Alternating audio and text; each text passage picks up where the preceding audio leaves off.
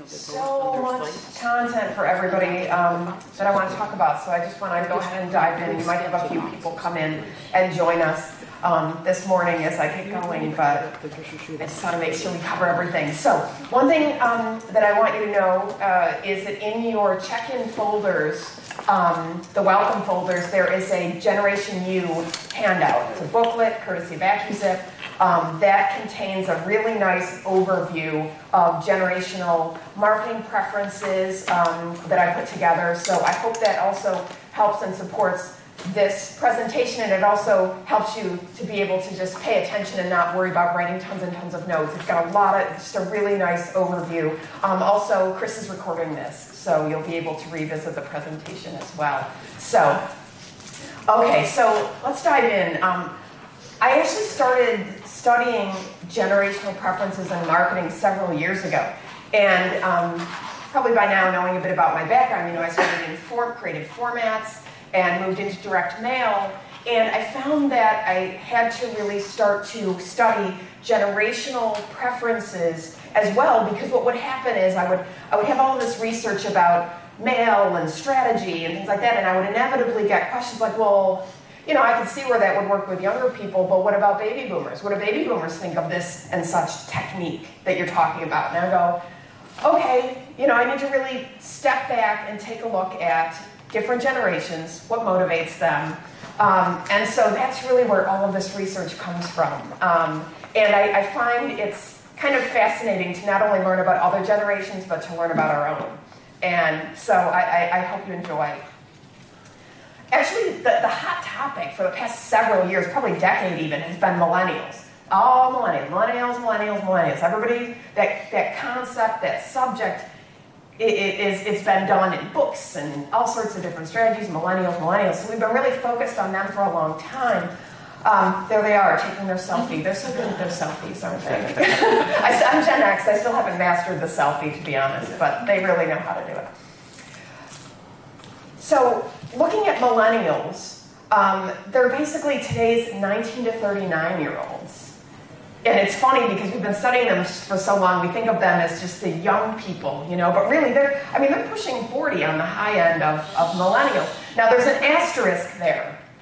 And the reason there's an asterisk is because nobody can yet agree upon where the millennial generation begins and ends. So the asterisk is there because this is an acceptable range. There are people who shorten that range, there are people who lengthen that range, but in general, you're looking at today's 19 to 39-year-olds for millennials.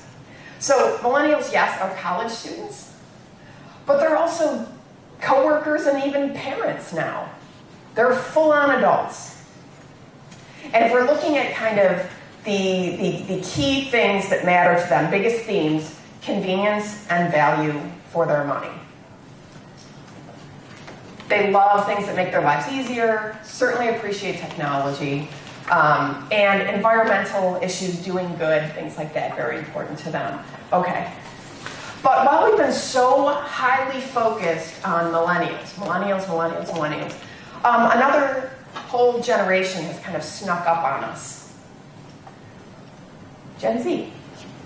So this is today's, and again, asterisk, right? Asterisk is there because if we can't agree upon when millennials begin or end, we also can't agree upon when Gen Z begins and ends. But basically it's today's, 18 and unders for the most part.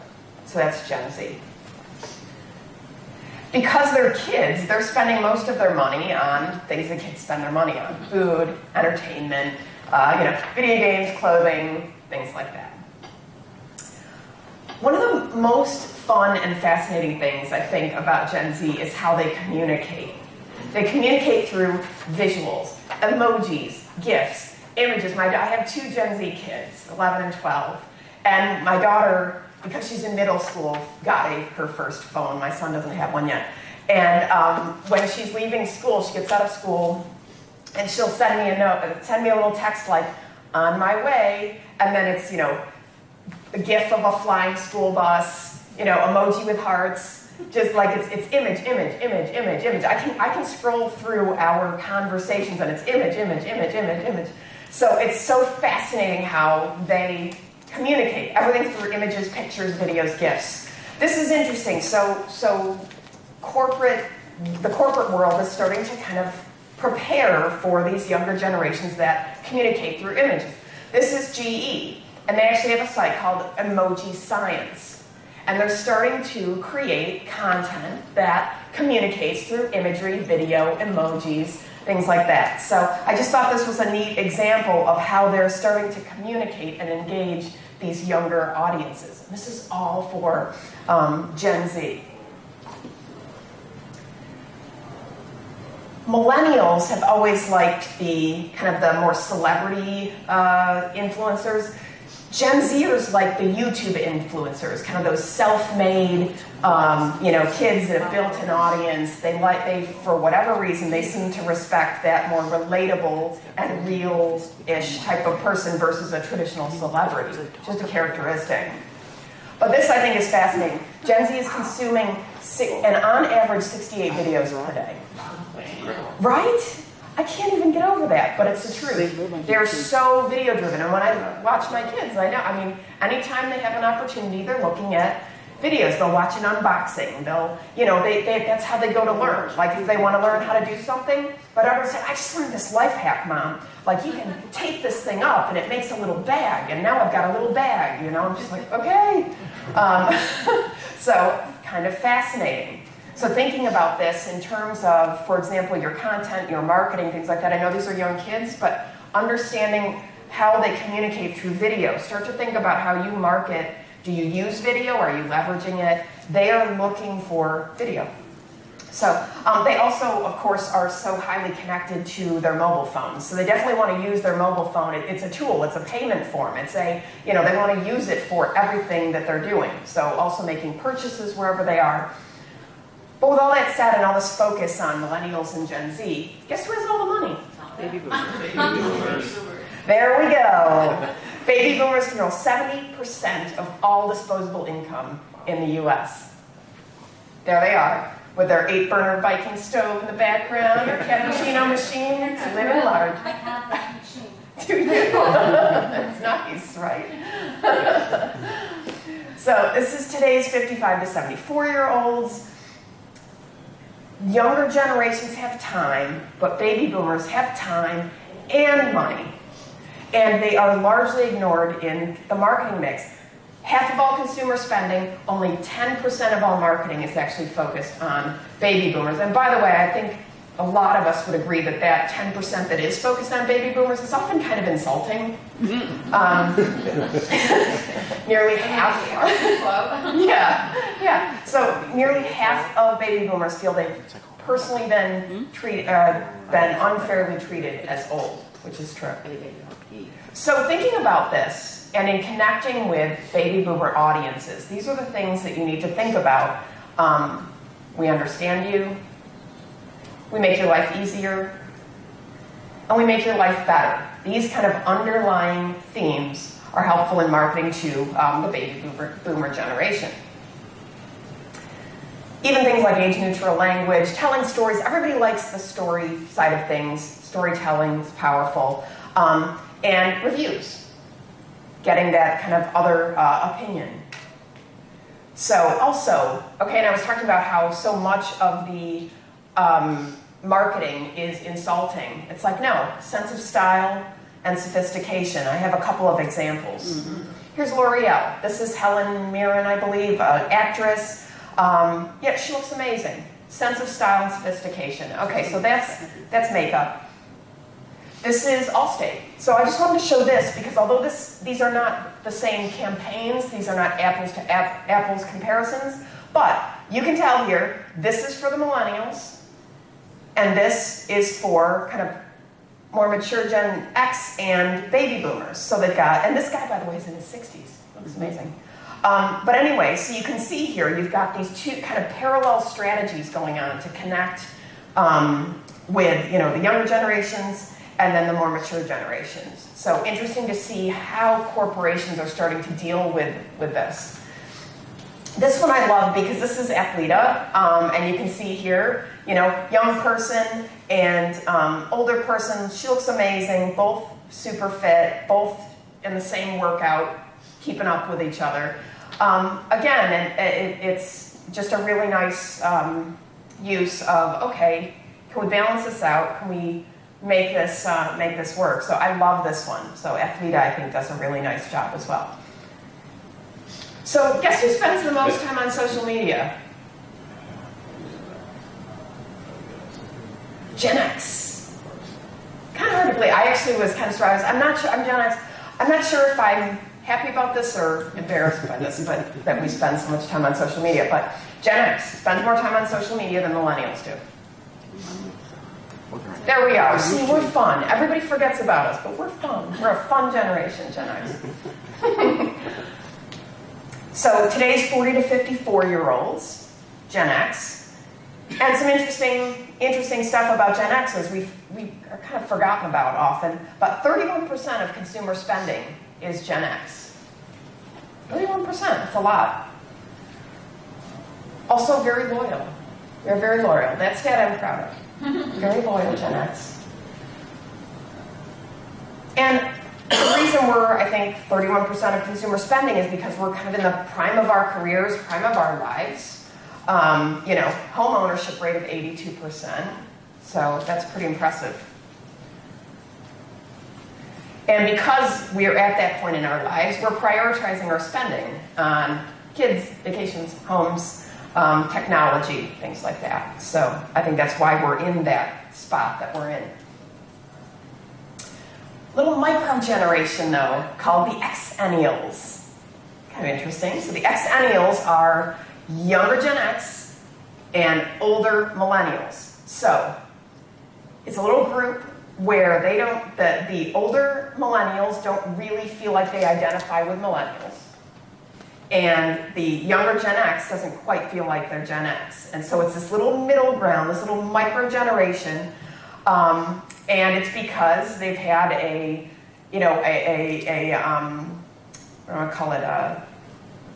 they've started things without technology, basically. Their life started without technology, and then they very slowly adapted technology, so they feel like they've had this analog, that's the word I'm looking for, analog beginning, and then slowly added technology through their life, so they feel very comfortable. So they don't feel like they really relate to millennials, they don't really feel like they relate to Gen X. So Xennials. New vocab word for everybody. They're today's 34 to 42-year-olds. Interesting. Yeah. Oh, cool. Excellent. Okay, so let's look at millennials versus Gen Z for a minute. And that's because I think that the general perception was, well, isn't Gen Z just going to be a more extreme version of a millennial? And so I think that's what everybody kind of thought as things were going along. Oh, they're just an extreme millennial.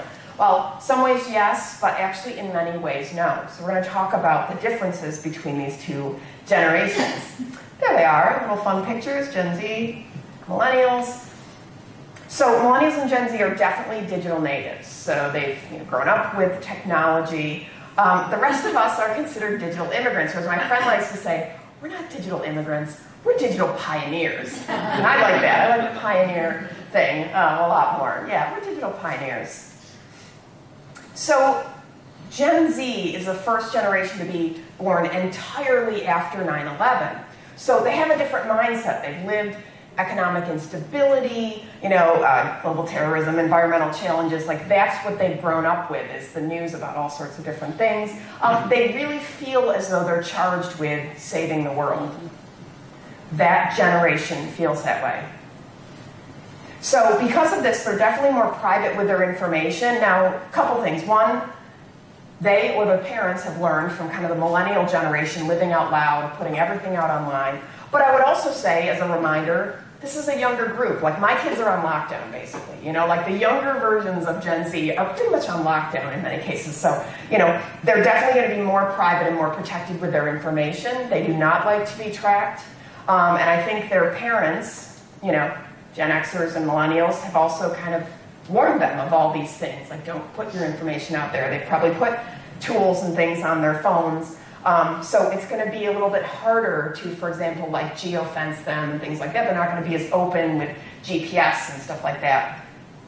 But Gen Z characteristically feels more in control than entitled. So millennials kind of known for the entitlement or that sense of entitlement. Gen Z feels more in control. And it's because they've been less coddled. And I will say, as a Gen X parent, I feel like I'm just refusing to be the helicopter parent that was kind of known with the millennial generation. So they've been given more space, make them solve their own problems. I love this photo, because this is the millennial photo of the helicopter parents.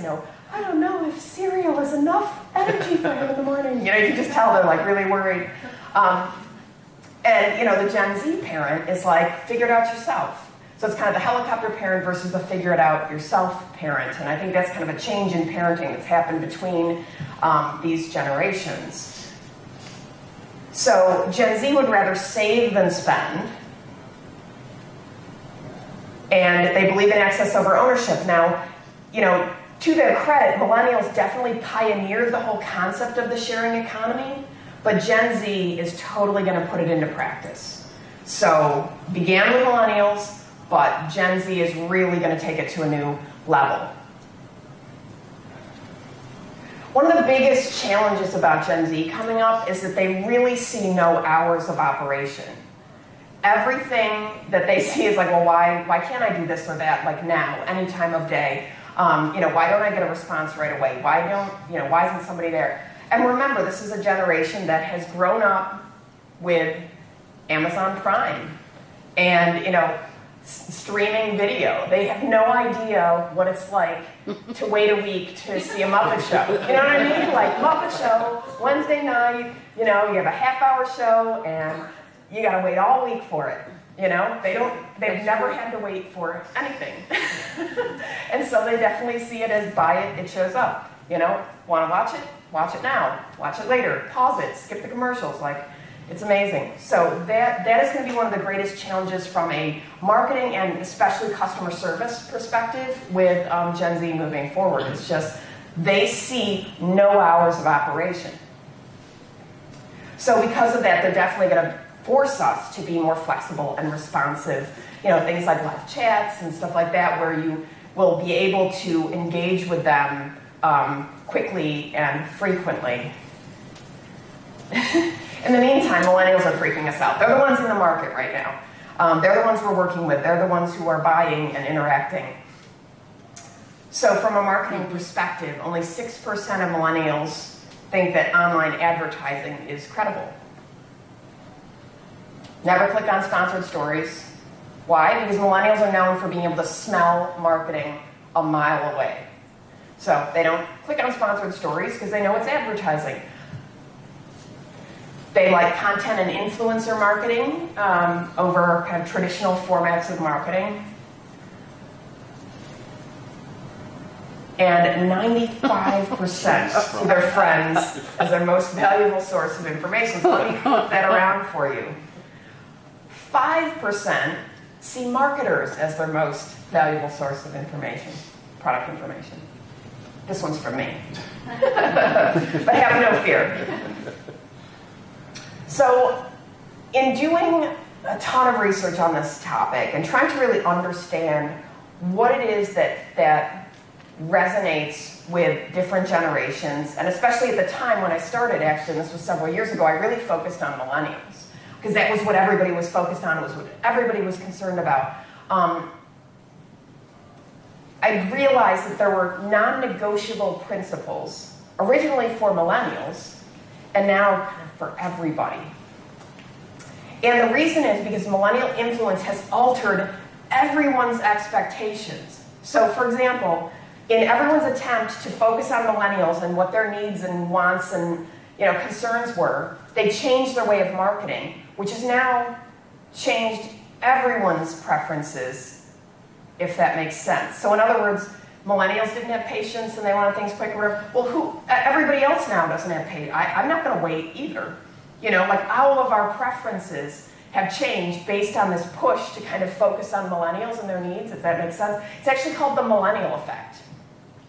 And so it means we're all different. We've all kind of changed the way that we respond to marketing and what our expectations are and things like that. So in essence, this is quite good because it now means instead of saying, well, this is what you have to do with millennials and then this is everybody else, it's kind of, no, here's 10 non-negotiable preferences of today's consumers. So in studying this, what happened really is, in all the books and all the different things, all the reports and books and things like that, everybody always wanted to focus on, for example, well, these are the millennial top brands, and this is what they're doing, and they're amazing, and they're the favorites. Well, yeah, but those brands have billion-dollar budgets. If you're Nike and you've got multi-billion-dollar budgets, yes, they've done an amazing job at becoming a huge millennial brand. But the good news is when you peel back all the layers, regardless of budget, the same principles apply. So what I really did is I looked at the principles. What is it that they're ultimately doing? And all the same principles apply whether you have a gigantic budget or a very small budget. So I have 10 non-negotiable principles for everybody that I want you to think about. And by the way, these are also covered in your booklets, so that will be helpful for you later on. Number one is authenticity. This comes up over and over and over again. The concept of authenticity and how important it is. And I was talking about how younger people in general, they can smell marketing. They don't want to be kind of just, marketed to. They want to understand that somebody is who they say they are. So that's one of the things. When you're thinking about authenticity, are we who we say we are? Think about your company, and are we who we market ourselves to be? Do we accept, so when something goes wrong, do we accept responsibility for it, or do we hide behind a bunch of legalese and hope the whole thing goes away? Okay, thinking about that. Are we consistent? Is our brand consistent, the way that we're represented in different environments, online versus in a print material, whatever? Are we consistent? And do we care, not only about, for example, our products, our services, but do we care about the people who work for our company? Do we care about the community that we're in? Things like that. So do we care? Number two, critical non-negotiable strategy is accessibility. So this is an online stat here, but 75% of online customers expect help within 5 minutes. So when somebody's contacting you online, they expect help within 5 minutes. Okay, let's jump over to social media.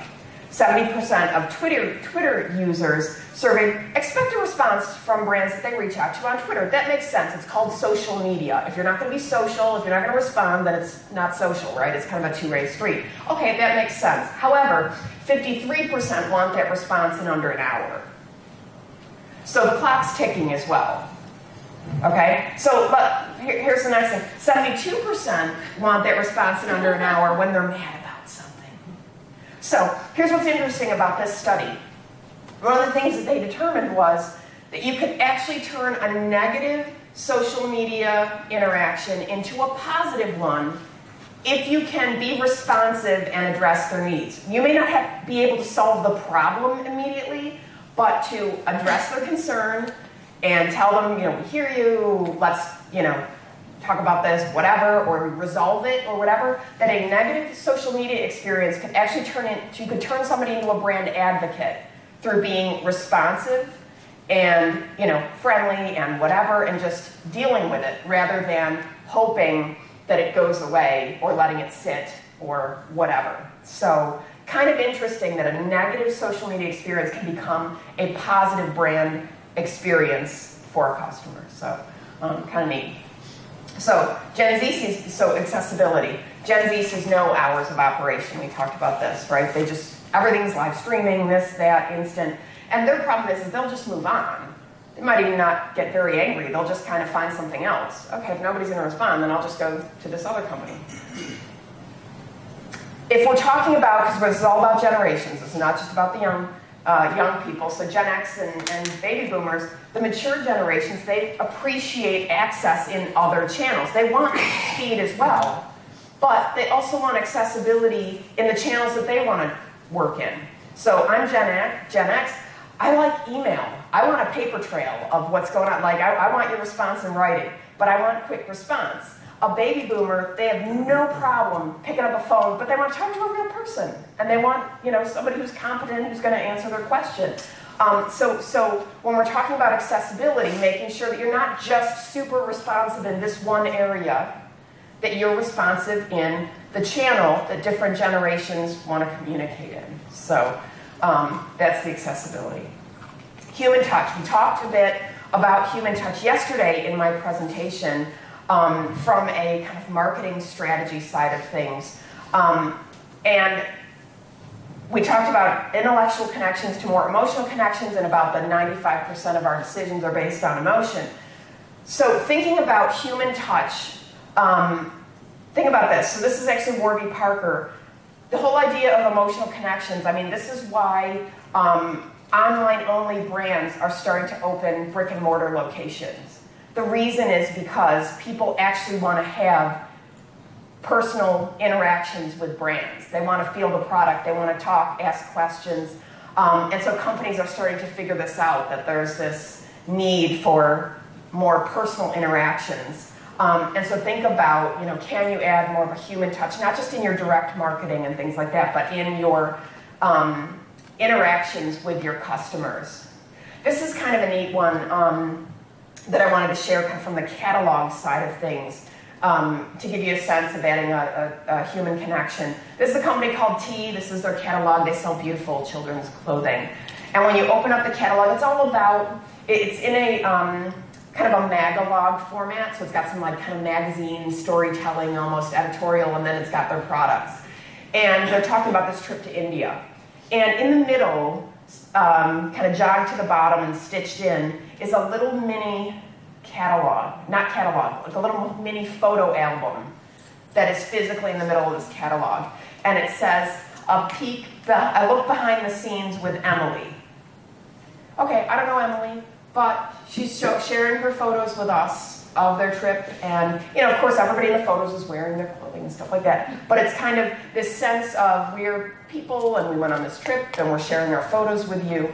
Again, it's that kind of human element, and you can do this in so many ways. You can do it through personal interactions, you can do it through print communications, even just a handwritten thank you note for their business, or for, I had placed an order. This one was actually one that I received, and I had ordered a floral arrangement. They're a catalog order company, and I'd ordered it for my mother-in-law, and then I got this handwritten thank you note that it impressed me, I have to say. It was a really nice touch. And the reason this is important is because feeling unappreciated is the #1 reason why customers switch away from your products and services. And I think that happens a lot, by the way, is that we focus on prospects and we do all these wonderful things to get somebody to become our customer. And then once they bite, they kind of go over into this category, and we just kind of do the everyday with them, and we're, come, new prospects, come, oh my gosh. And then your customers feel neglected, and the prospects feel special for a moment in time. And this is also critically important. It's 5 to 25 times more expensive to acquire a new customer than it is to keep a current one. So focus on keeping the current customers happy and solving their problems. Yes, we're always prospecting. We don't want to put all of our eggs in one basket, but it's like so many times we're focused over here, prospect, prospect, prospect, bring new in, and then let everybody else kind of ride. It's like 5 to 25 times more expensive to acquire a new customer. Number 4 is consciousness. We talked about, when I was talking about millennials and how those kind of key principles and the environment and things like that, consciousness. And this is interesting because this stat, okay, so 9 out of 10 millennials would switch brands to one associated with a cause, but I want to draw your attention to something that I think is even more important. Yes, that's a big number, but 91% versus 85% of the US average. So that means that, 91% of millennials are 9 out of 10, but 85% on average of the entire US. Okay, that's still a really huge number. So it means that it's not just millennials who care about this type of thing. Everyone is starting to care about this type of stuff. And many of them are also correlating those purchasing decisions with, hey, I want to give my business to a company that does good things. Like I want to buy my socks from Bombas because they're going to give a pair of socks to a homeless person. Like I feel better about this than about just buying, these other socks or whatever. So they're really thinking about where they want to put their money. Here's just an example, by the way. I wanted to show you that this kind of type of cause marketing, so to speak, you're going to see it everywhere if you start looking for it. This is Life is Good. They just sell, nice casual clothing. And in the back, Growing the Good.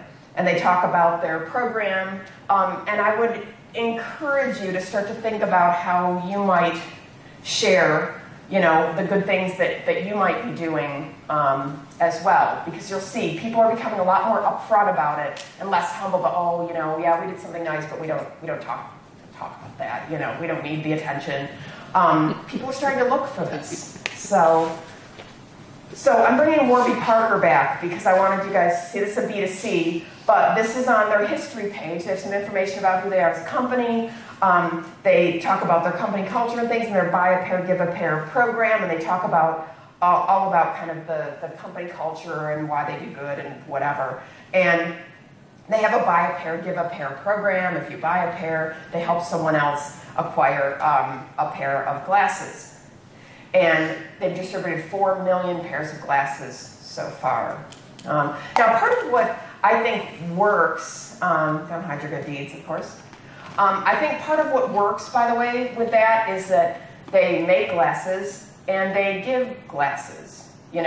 Try to find something that conceptually makes sense with what you do. If you're looking for kind of a cause marketing campaign, it's got to be memorable.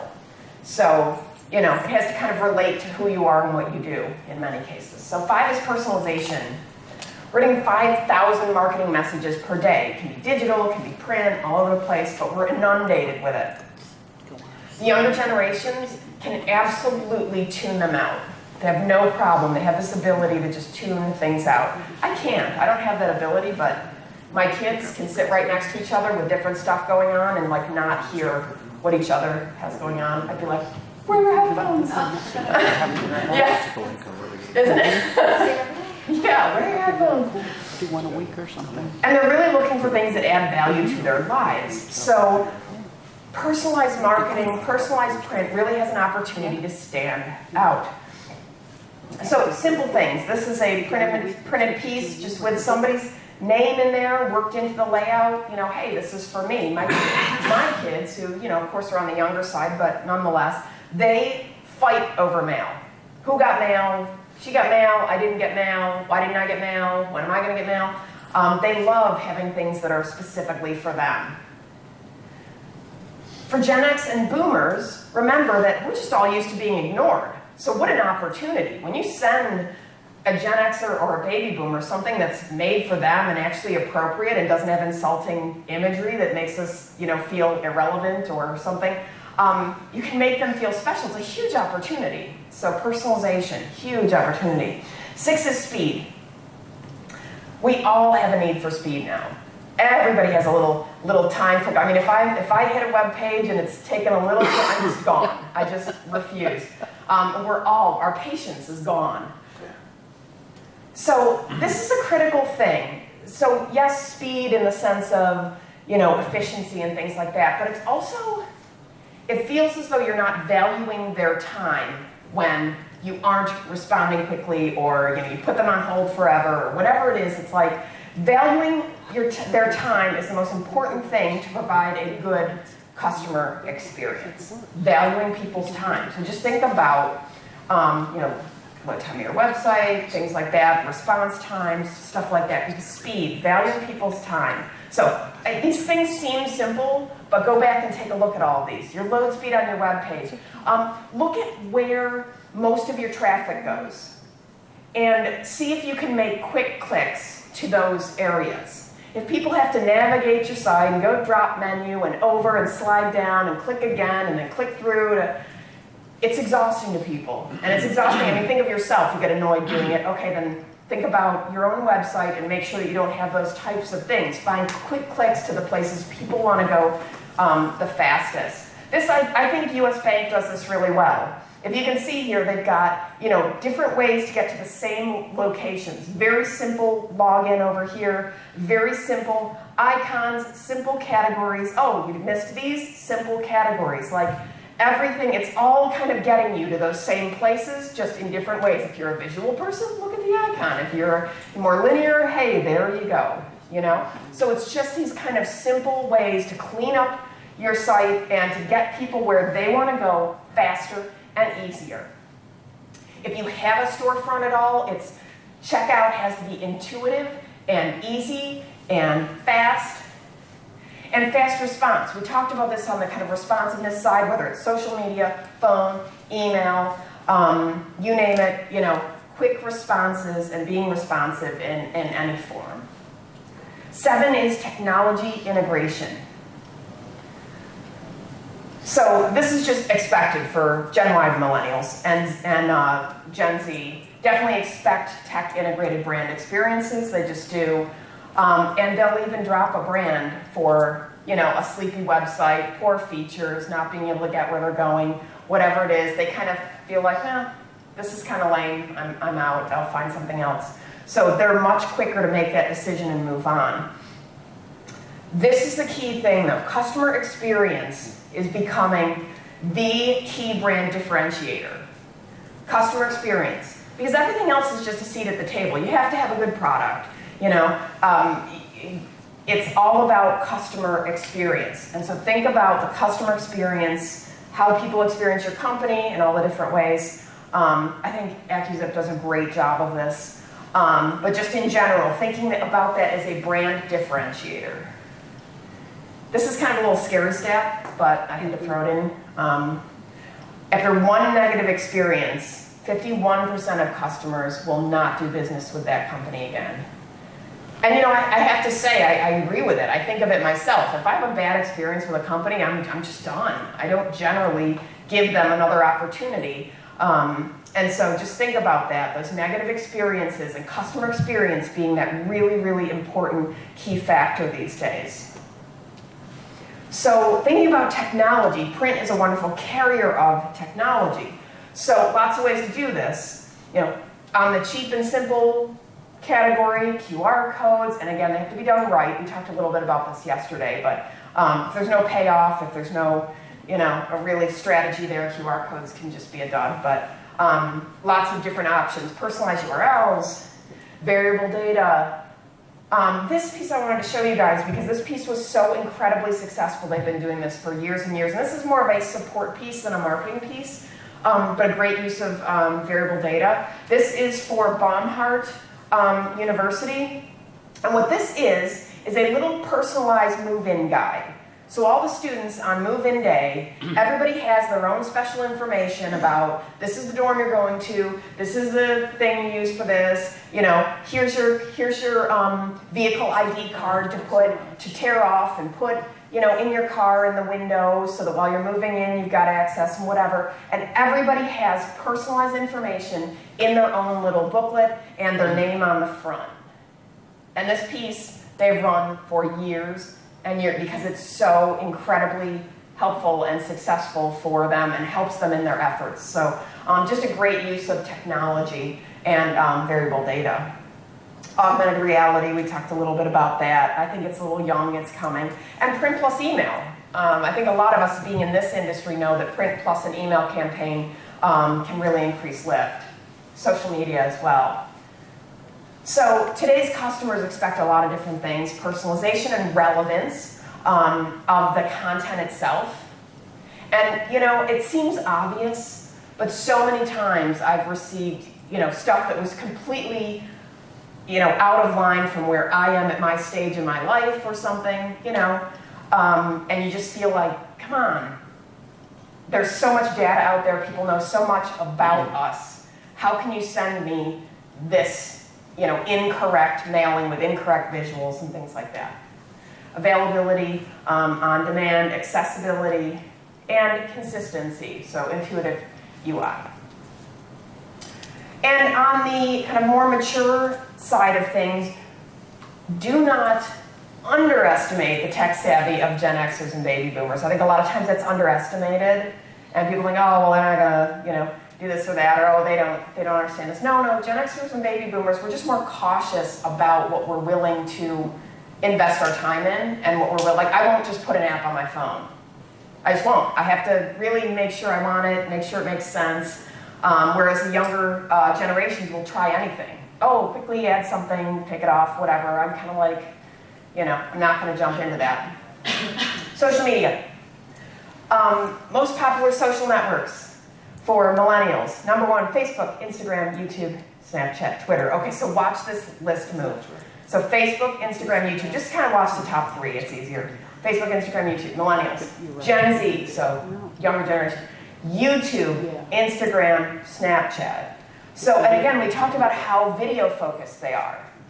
And so you can see, okay, YouTube and imagery, YouTube, Instagram, so kind of interesting. Gen X, my generation, Facebook, YouTube, Pinterest. There's Pinterest. I love Pinterest. Yeah, me too. I like it too. And then boomers, Facebook, LinkedIn, YouTube. So just kind of interesting to watch these kind of move and change as they go. So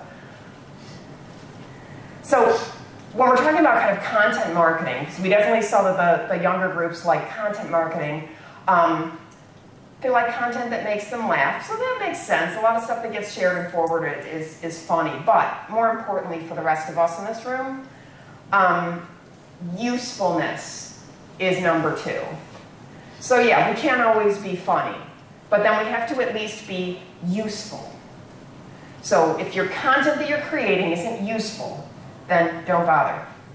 So think of it this way: inspire, educate, or entertain. Those are your 3 kind of key principles for content marketing. Inspire, educate, entertain. If you're not checking any of those boxes, then what's your content for?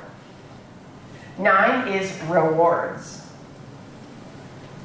So a lot of the younger kids, they really like loyalty programs. I find this fascinating. I have 2 stats for you that I find fascinating. That kids in these certain range, I say kids, but they're adults, 20 to 34 years old, would actually change where they shopped if it meant getting more rewards. And I think that's why we're seeing also a lot of gamification in different types of things. Get points, get this, get that, gamification. So 68% would. And some would even buy what they don't need to get more points, which I find fascinating. I just think it's interesting. I can't criticize it. It's just, it's something that has never occurred to me, but it's fascinating that the kind of gamification and buying of points can actually be a motivator. And for the more mature generations, it's rewarding them for their loyalty without making them jump through other types of hoops. So here's my pet peeve. I'm just going to put it out there. I hate when a company's like, yeah, you can get our, deals or whatever, but you have to download our app. Mm-hmm. Like, you don't get the deal unless you put our app on your phone. I'm like, you can take your app, and I will find the stuff somewhere else. Like, I can't stand to be kind of pigeonholed into the reward strategy that the company wants me to do. So, I think it's kind of giving people other opportunities to be rewarded for their loyalty that don't just fall into whatever technology track that you want them to be in. So number 10 is ease of use. This one's pretty straightforward, but no barriers to entry in the brand experience. So whether you're on a phone, in a store, on the website, whatever it is, the kind of barriers to entry in a brand experience that can make things difficult. So no barriers to entry. And this one is everybody, and that's why really this is all about non-negotiable principles for all generations.